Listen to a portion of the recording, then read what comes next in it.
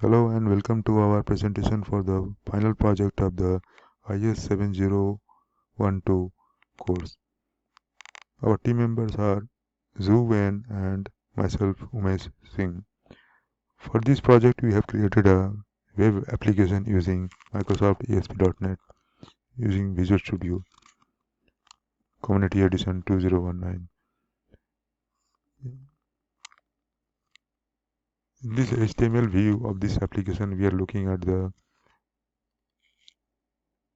home page, and we can see that there is a graphical content with some appropriate description of that content, and this application provides the company for registering the shippers, registering recipients, then creating a log of their shipments, and then defining their services such as express service or a regular service or overnight shipping.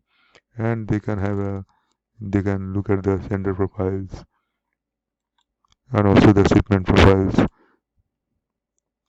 And then they have a quick glance based on the data-driven UI, and they can also have a custom form for tracking a shipment. There is also a about page that describes the company and their leadership, and it has a help page that can be used by the first time user for getting acquainted with this application.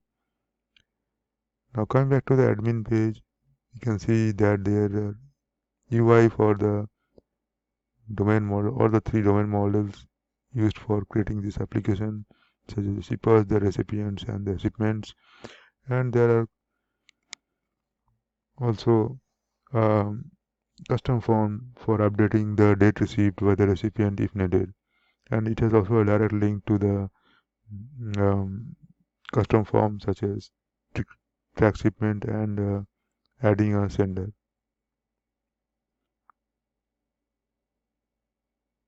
Now, if you look at these, how we can interact with this, then we can, let's say, we can add a shipper, and then we can just create new, and then enter the sender name and sender address, and then click create.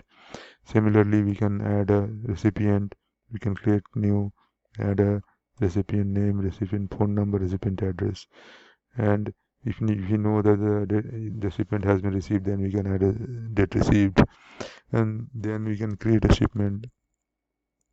We can create new, then we need to add a waybill number. That is a required field, and we already have the names of the shippers registered in this application, so we can select from any of these shippers, and then we also add recipient, and then we can add the ship date and the expected delivery date, and then we can add the delivery speed, such as this is a regular speed or the express or overnight. And then this is a required field. If you leave this blank and if you set create, then it will show it will give a message that these fields are required. Ship date field is required, and the delivery date field can be left blank because we don't know when it will be delivered. And then we can look at the sender profiles. So if you want to look at the sender number one, so if we create a, if we just you have to type into the search bar as ID number and change, let's say ID 1 is equal to Amazon, and then we can look at the data driven page for all the shipments from Amazon. We can change that number to 2, and we can get the shipments from eBay. So you can see that these are shipments from eBay, and this also gives an status of all the shipments, and based on the eBay bill number. Now, if we want to have a quick glance, then we can see all the shipments based on the eBay bill number, and then we can search the shipment using the search tool. Let's say we 4444, and if we track it whether it is delivered or not, and we can see that it was shipped from Amazon, and it was the shipped on 8/6/2019, and the recipient's name is Mr. C, using a regular shipment, and it was delivered on 8/23 to Mr. C's address. But if we enter a waybill number that is not in the database, such as 5055, and we can see that it will give a message that no results found for term 5055. That means this tracking number is not in the database. Now looking at the source codes, we can see that there are three basic domain models, and these are the sender, the recipient, and the shipment. In addition, there are also another three domain models, such as the at sender, delivery speed, and the update date received. Each of these domain models has a inbuilt validation and a custom validation. So for example, for the recipient, we need a recipient address at least, or a recipient name, and there is a relationship between the recipient and the shipment. And there are custom validation for let's say shipment. We have custom validation for the weight of the shipment. It should not be 0. It should be greater than 0. And for the um, date, it should be, if the shipment is delivered, the date should be less than today's date. And if it is the date of delivery is null, then it is not delivered. And then we can see that if the weight is more than 1400, we can classify that as a bulk. If it is less than 1400, it is regular. So there are also validation for update date received, that is the date. If the delivery is completed, then the date received will be less than today's date. Otherwise, it should be blank.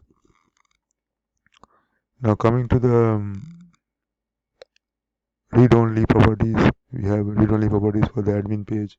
You can see the read-only properties for the admin page that will populate the drop-down menus. We cannot we cannot write our own data, so that should be only read-only. And we have also read-only properties for the index page. Read-only properties for the index page, because these are only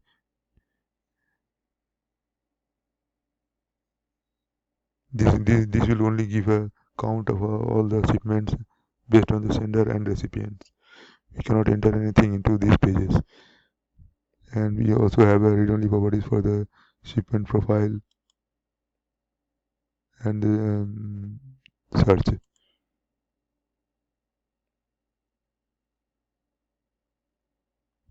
or update received, update the received date.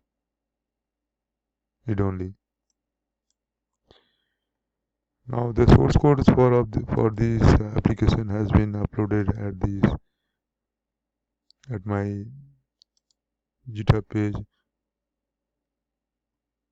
There it is. My GitHub page is github.com/singhuhis7012. If you want to download the zip file, you can click on is. You can click on this is7012 final project.zip. If you click on that, you can download this zip file, and if it is downloaded, you can unzip the file and extract and open it in Visual Studio. You may have to add migration and update the database before you can run this application. If you have questions, you can write me at you can send me an email at 2019msis@gmail.com 2019msis@gmail.com. Thank you very much.